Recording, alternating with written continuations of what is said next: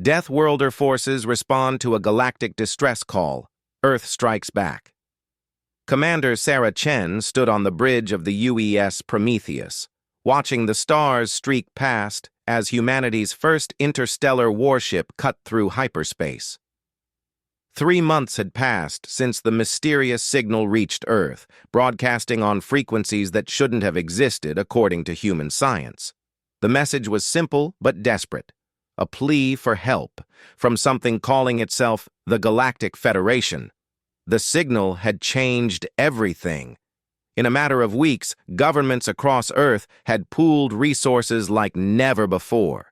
The experimental faster-than-light drive, previously just theoretical blueprints, became humanity's highest priority.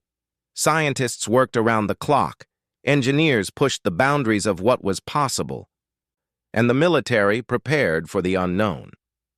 Sarah remembered the day they decoded the full message. The translation software had taken weeks to crack the alien language, but when it did, the words sent chills through every person who heard them. An ancient enemy had returned to the galaxy, something called the Void Swarm. Entire star systems were going dark.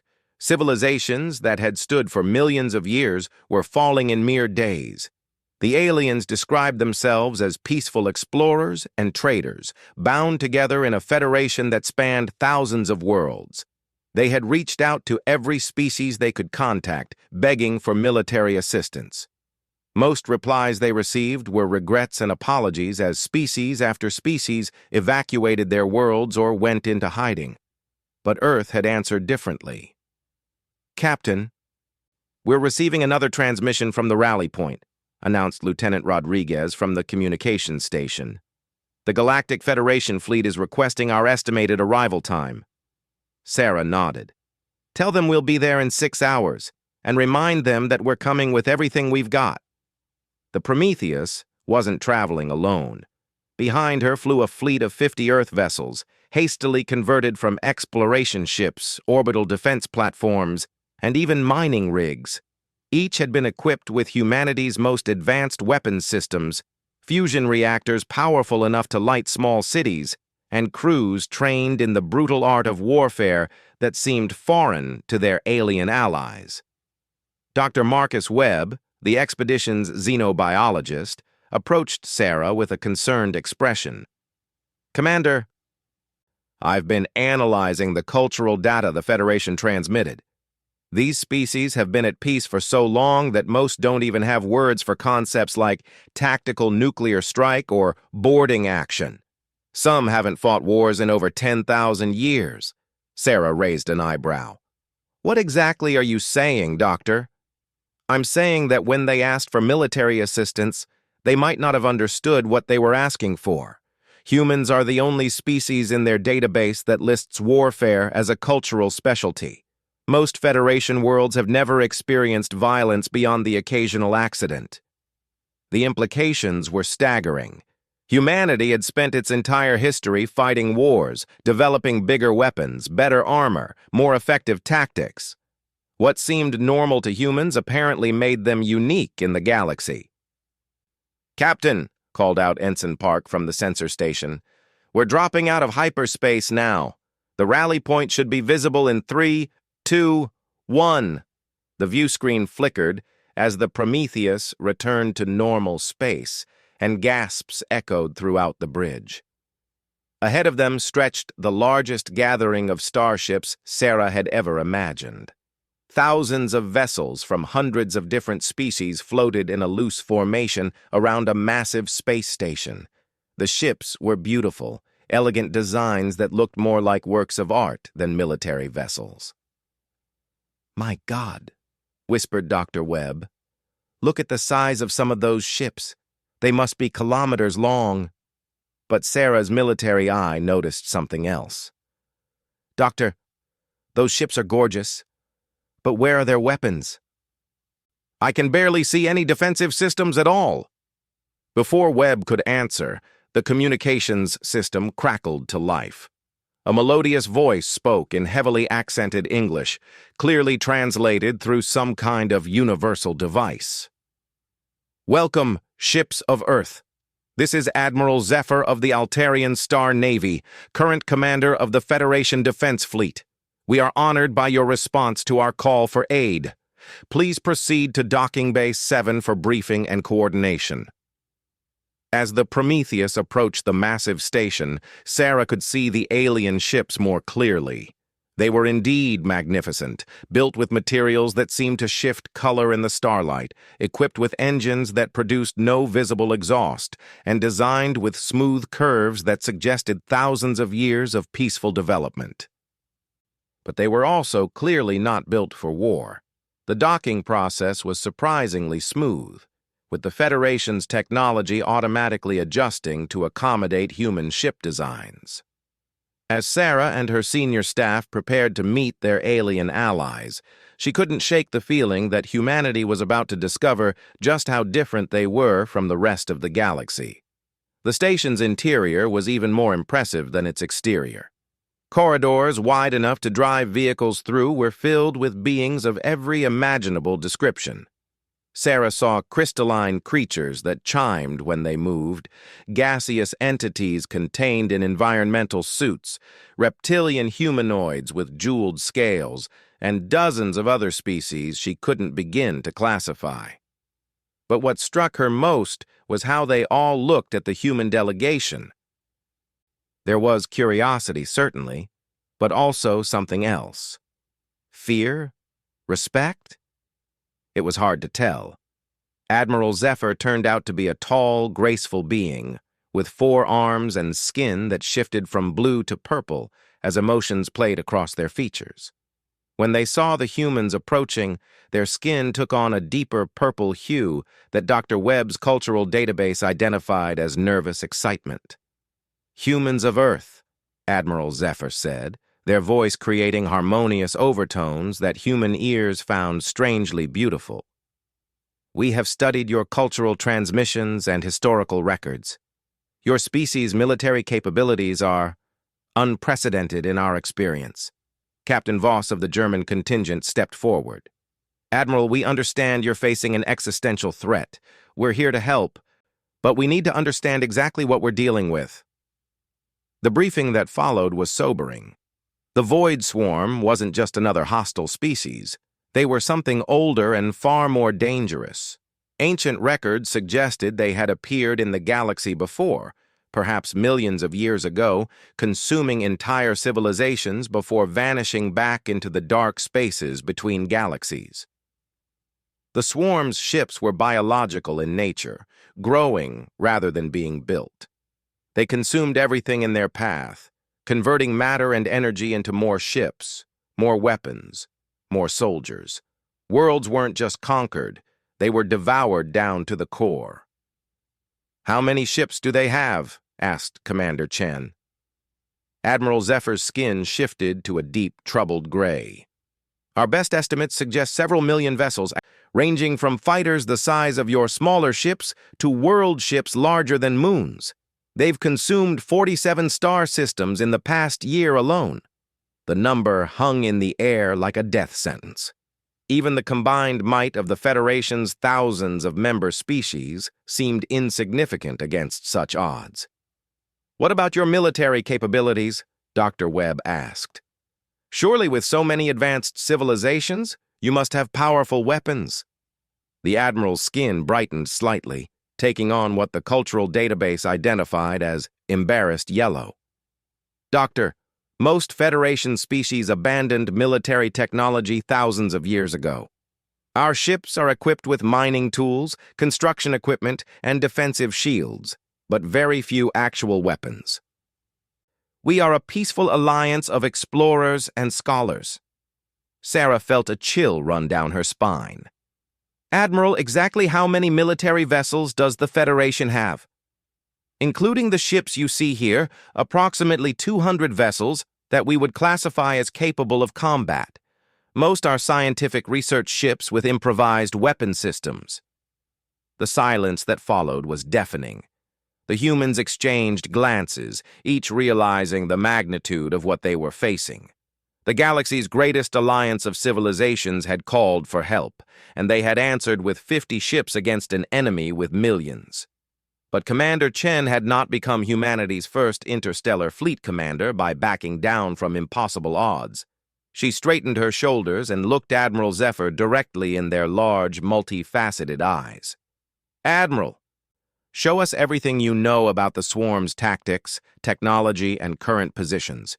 We may be outnumbered, but we're not outgunned, and we're certainly not giving up." As the briefing continued deep into the station's night cycle, plans began to form. Desperate plans, dangerous plans, but plans nonetheless. The Federation offered their advanced technology, their knowledge of galactic geography, and their commitment to the cause. The humans offered something the galaxy had never seen before: the accumulated military wisdom of a species that had never known true peace, backed by weapons designed by minds that understood the brutal mathematics of survival. The war for the galaxy was about to begin, and for the first time in their history, the peaceful species of the Federation had allies who actually knew how to fight. Deathworlder forces. The first strike. The first battle came sooner than anyone expected. Commander Sarah Chen stood in the war room aboard the Federation command station, watching tactical displays that showed something impossible. The Void Swarm had somehow detected their gathering and was moving to intercept with a force of over 3,000 ships. The Federation's carefully planned evacuation timeline had just collapsed. "They're moving too fast," Admiral Zephyr said, their skin shifting through worried patterns of gray and black. "Our evacuation ships won't clear the Kepler 442 system in time. 2 billion civilians are trapped on those worlds." Captain Voss studied the display with the cold precision that had made him Germany's top military strategist. "How long do we have?" 18 hours before the swarm reaches the outer system. Maybe 24 before they hit the populated worlds. Dr. Webb looked up from his analysis terminal, his face pale. "Commander, I've been studying the swarm's attack patterns from previous systems. They don't just kill populations quickly. They keep them alive while they consume the planet's resources, using the inhabitants as both labor and sustenance. The process takes weeks." The implications hung heavy in the recycled air of the station. Sarah had seen combat footage from the few Federation worlds that had managed to transmit before falling. The reality was worse than any horror movie humanity had ever created. "Admiral," Sarah said, her voice cutting through the despair that had settled over the room. "What if we don't run?" Zephyr's 4 eyes focused on her with surprise. "Commander, our combined fleet is outnumbered 15-1. This is not a battle we can win." "Maybe not," Sarah acknowledged, "but we can make them pay for it. And more importantly, we can buy time for those evacuation ships." General Morrison, the gruff leader of Earth's Marine contingent, leaned over the tactical display. "What are you thinking, Commander?" "The swarm expects us to run. Every other species has run. What if we give them something they've never encountered before? A force willing to engage them in pitched battle using tactics they've never seen." Dr. Webb was frantically consulting his cultural database. "Commander, according to their historical records, the Federation species have never employed what humans would call aggressive tactics. Their military encounters have always been defensive, focused on evacuation and survival rather than destruction of the enemy." Sarah turned to Admiral Zephyr. "Admiral, in all your records of fighting the swarm, has anyone ever successfully destroyed one of their large ships?" The Admiral's skin shifted to a puzzled blue. "Destroyed?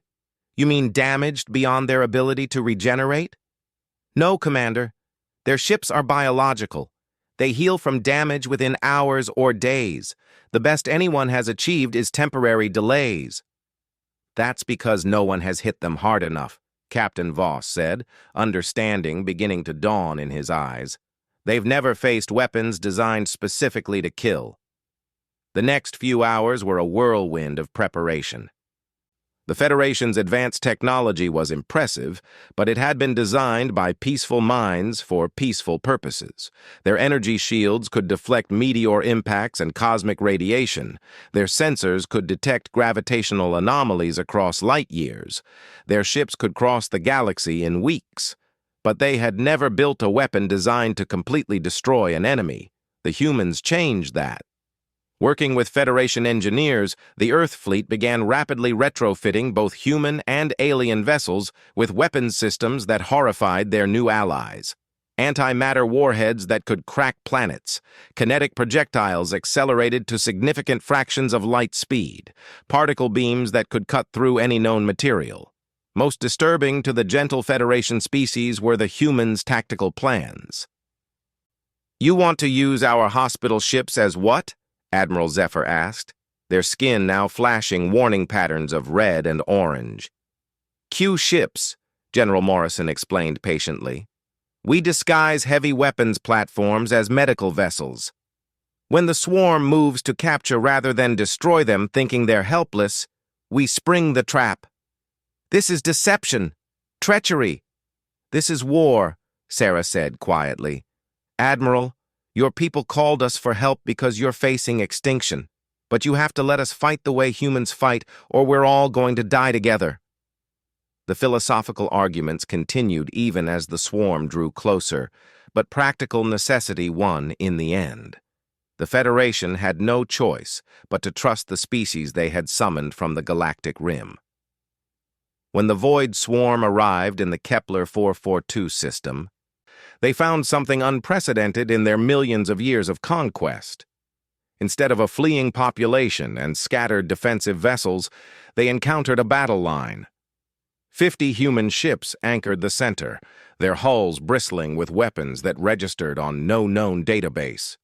Around them, 200 Federation vessels had been hastily converted from their peaceful purposes into crude but functional warships. But the swarm had faced desperate defenses before. What they had never encountered was the tactical doctrine that guided this fleet. "All ships, this is Commander Chen." Sarah's voice carried across the tactical network to every vessel in the combined fleet. "Remember, we're not trying to win this battle. We're trying to teach these things that attacking Federation worlds has a price. Make them pay for every meter." The swarm's first wave consisted of 500 ships, each one a kilometer-long mass of living armor and biological weapons. They moved with the fluid grace of predators, expecting their enemies to break and flee as soon as the shooting started. Instead, the human ships opened fire at maximum range with weapons the swarm had never imagined. The UES Prometheus unleashed its primary armament, a particle beam powerful enough to cut asteroids in half. The beam struck the leading swarm ship center mass and didn't stop.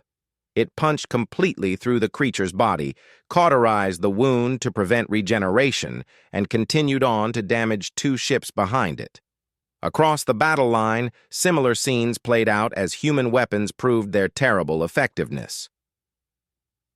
Antimatter warheads detonated inside swarm vessels, converting living tissue to pure energy.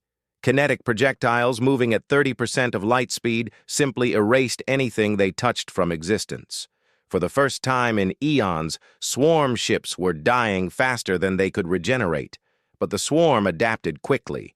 The second wave came in from multiple vectors, using their superior numbers to envelop the Federation battle line. Dozens of human ships found themselves surrounded and fighting for their lives. This was when the truly alien nature of human warfare became apparent. The Federation species had always viewed ship-to-ship combat as a formal affair, conducted at long range with precise, controlled exchanges of fire. The humans fought like berserkers, ramming damaged ships into swarm formations, detonating their own reactors to take enemies with them, and using tactics that seemed to border on insanity. Commander Chen watched from the Prometheus as the UES Beijing lost its main engines and began drifting toward a cluster of swarm ships. Instead of calling for evacuation, Captain Liu gave a different order. "All hands, prepare for ramming speed. We're going to show these things how humans say goodbye." The Beijing diverted all power to its forward shields and accelerated directly into the largest swarm vessel in the cluster. The impact was visible across the entire battlefield, a brief star that outshone the local sun as both ships were destroyed in a fusion fire. But the Beijing had taken 3 enemy ships with it, and the psychological impact on both sides was enormous. The Federation crews watched in amazement as their human allies fought with a ferocity that seemed to transcend rational behavior. These weren't just military professionals doing their duty. These were warriors embracing destruction as an art form. The swarm, for their part, began to exhibit something they had never shown before: hesitation. For millions of years, they had been the ultimate predators, consuming civilizations that could barely comprehend their existence. Now they faced prey that fought back with weapons designed specifically to kill, guided by minds that had spent their entire evolutionary history perfecting the art of warfare. The battle raged for 6 hours. When it ended, the swarm had achieved a tactical victory, driving the combined fleet from the system. But the cost had been unprecedented. Over 800 swarm ships had been completely destroyed, with hundreds more damaged. More importantly, the evacuation ships had escaped. 2 billion Federation civilians lived to see another day because 50 human ships had been willing to make a stand. As the surviving vessels retreated to the rally point, Admiral Zephyr approached Commander Chen in the medical bay where she was being treated for radiation exposure. "Commander," the Admiral said, their skin displaying patterns of deep respect mixed with something that might have been fear. "In all our history, no one has ever made the swarm pay such a price for victory. Your species fights like no other." Sarah looked up from her medical scanner, her face bearing the exhaustion of command in desperate circumstances. "Admiral, this was just the opening round. We learned something important today." "What is that?" "The swarm can be hurt, they can be killed, and most importantly, they can be taught to fear." Outside the medical bay's viewport, the stars wheeled slowly as the fleet prepared for the next phase of the war. Behind them, the swarm was consuming another star system. But for the first time in their existence, they were doing so while looking over their shoulders.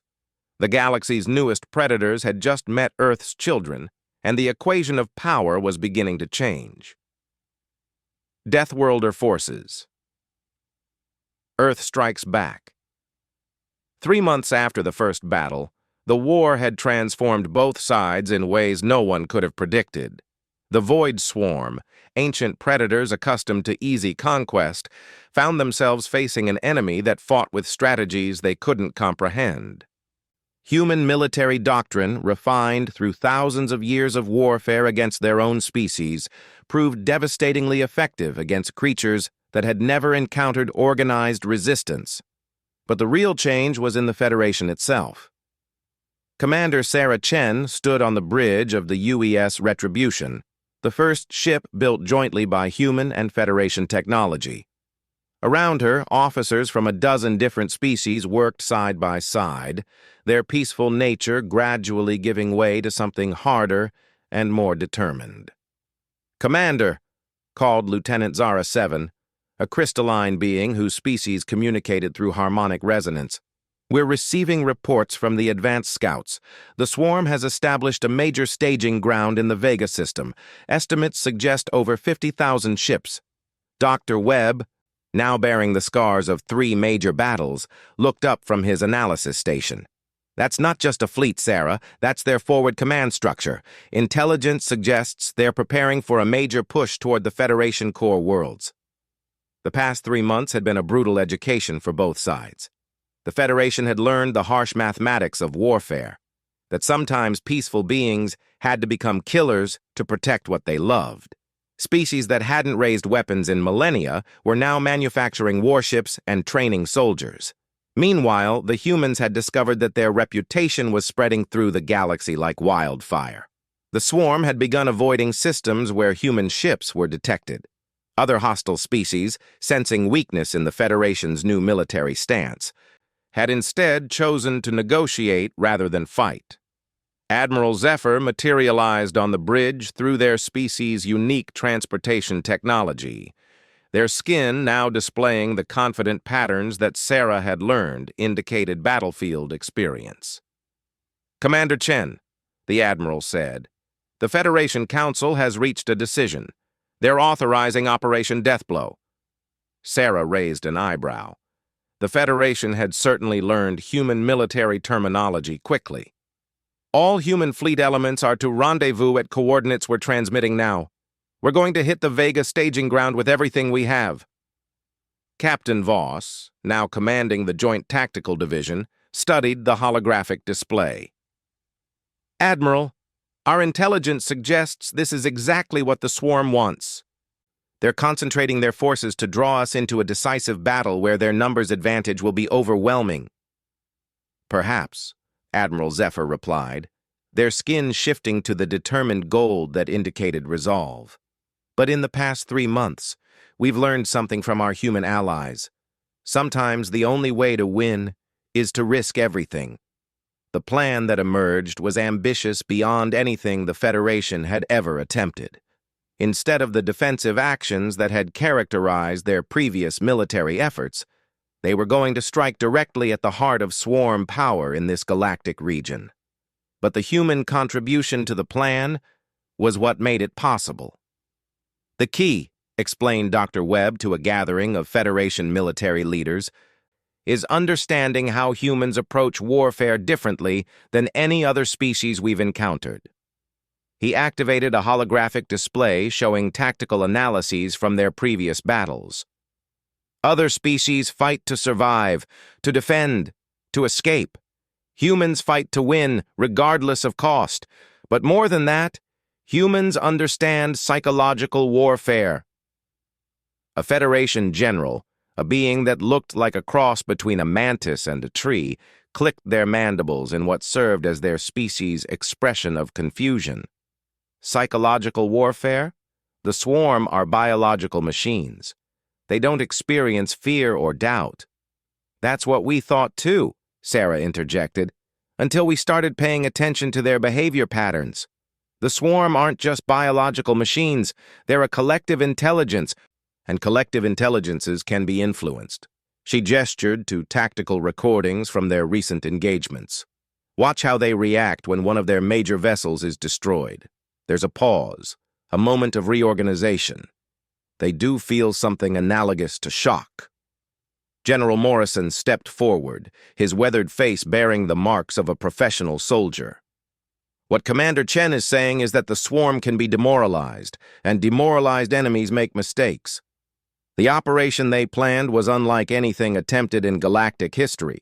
Instead of a frontal assault on the Swarm staging ground, they would strike simultaneously at 17 different targets across 1,000 light-years. The goal wasn't to destroy the Swarm forces in Vega, but to convince them that nowhere was safe. The key to the plan was technology that the Federation had possessed for millennia but never used for military purposes: instantaneous communication across galactic distances. Combined with human tactical doctrine, this allowed for coordinated strikes that would appear to the Swarm as if humanity had somehow multiplied its forces impossibly. "Each strike team will consist of 5 human ships and 20 Federation vessels," Sarah explained to the assembled fleet commanders. "The human ships will provide the heavy firepower and tactical leadership. The Federation ships will provide mobility, sensor capabilities, and strategic flexibility." What she didn't mention, but everyone understood, was that the human ships would also provide the willingness to sacrifice themselves if necessary. The Federation species had learned to fight, but they were still fundamentally builders and explorers. Humans remained the only species willing to embrace mutual destruction as a viable military tactic. The attacks began simultaneously across 17 star systems. In the Alpha Centauri region, Commander Torres led her strike force against a swarm mining operation that was consuming a gas giant. The human ships opened fire at maximum range, while the Federation vessels used their superior speed to conduct hit-and-run attacks that prevented the swarm from organizing an effective response. Near the galactic core, Captain Singh's force destroyed an entire swarm breeding facility, using weapons that the Federation species found morally horrifying but tactically necessary. Biological warfare had been abandoned by most civilized species millions of years ago. But humans had refined it to an art form. In the Outer Rim territories, where the swarm maintained their supply lines, human Federation strike teams systematically destroyed logistics nodes that had operated undisturbed for centuries. But the most important battle took place in the Vega system itself. Commander Chen led the main assault with a force that represented the largest concentration of human military power ever assembled. Alongside her flew Admiral Zephyr and the Federation's most experienced combat veterans, beings who had learned warfare from the species that had practically invented it. The Vega system contained more swarm ships than any previous battle, but it also represented something unprecedented. A joint Federation human fleet that fought with the tactical sophistication of Earth's military tradition, backed by technology that surpassed anything in human experience. The battle began with long-range bombardment using weapons that no single species could have developed alone. Federation energy technology powered human-designed particle beams that could destroy swarm ships from distances measured in light minutes. Human targeting systems guided Federation's smart matter projectiles that reconfigured themselves during flight to exploit specific vulnerabilities in enemy hulls. But the real breakthrough came when the swarm tried to use their traditional swarm tactics. For millions of years, they had overwhelmed opponents through sheer numbers, surrounding enemy ships and destroying them through concentrated fire. When they tried this against the joint fleet, they discovered that humans had developed counters to tactics that no other species had ever survived long enough to analyze. All ships, execute Formation Omega-7, Sarah commanded, and the fleet transformed. Instead of the traditional battle line that most species used, the human ships anchored a three-dimensional formation that allowed every vessel to support every other vessel while presenting the smallest possible target profile to enemy fire. Federation ships, with their superior maneuverability, wove through the formation like dance partners, striking at swarm vessels that tried to close range. The effect was devastating. Swarm ships that expected to face isolated targets instead found themselves engaging an integrated weapons system that responded to their movements faster than their collective intelligence could adapt. Hours into the battle, something unprecedented happened. The swarm began to retreat. For the first time in their recorded history, these ancient predators concluded that the cost of victory was too high. They had faced 50,000 Federation ships and achieved victory through attrition. They had consumed entire galactic civilizations without significant loss. But they had never faced an enemy that fought back with such systematic brutality, supported by allies who had learned to match that brutality with their own determination. As swarm forces began withdrawing from all 17 target systems simultaneously, the psychological impact rippled through their collective consciousness. The galaxy, which had been their hunting ground for eons, suddenly contained predators more dangerous than themselves. In the months that followed, swarm activity decreased dramatically throughout Federation space. Entire regions that had been marked for consumption were bypassed as the ancient intelligence sought easier prey elsewhere in the galaxy. But the real victory was not measured in destroyed ships or saved worlds. Standing on the observation deck of the Federation's new military academy, Commander Chen watched as young beings from dozens of species learned human military tactics alongside Federation technology. These weren't just soldiers being trained, they were the representatives of civilizations that had chosen to abandon pacifism in order to survive. Dr. Webb joined her at the observation window, his tablet displaying reports from across Federation space. "The cultural impact is remarkable," he said. Species that have been peaceful for millennia are developing military traditions. Some are even adopting human concepts like honor in battle and strategic sacrifice. Is that good or bad? Sarah asked. Webb considered the question carefully. It's survival. The galaxy isn't the peaceful place the Federation thought it was. There are threats out there that can only be met with force. Humans didn't make the galaxy violent, Sarah. You just taught everyone else how to fight back. Outside the window, a joint patrol of human and Federation ships departed for the Outer Rim, their mission to ensure that the swarm stayed driven back. Each ship carried crews that had learned to fight together, to trust each other with their lives, and to face the darkness between stars with courage born of necessity. Admiral Zephyr appeared beside them, their skin displaying the deep purple of contentment mixed with the gold of professional pride. Commander, we've received word from the Galactic Council. They're officially requesting that Earth join the Federation as a full member world, with recognition as the primary military authority for all defensive operations. Sarah nodded slowly. It was what they had hoped for, but it came with responsibilities that humanity was only beginning to understand. There's something else, Admiral Zephyr continued. Long-range sensors are detecting new signals from the galactic edge. It appears there are other threats out there, things that make the swarm look like a minor predator. Sarah smiled grimly. Then I guess it's a good thing the galaxy finally has someone who knows how to fight. As the three of them watched the stars, each understood that this was not an ending, but a beginning. Humanity had answered a call for help and discovered that they were not alone in the universe. In return, they had given the galaxy something it had never possessed: the knowledge that even the darkest threats could be faced and defeated by beings willing to pay the price for victory. The Deathworlders had come to the galaxy, and the galaxy would never be the same.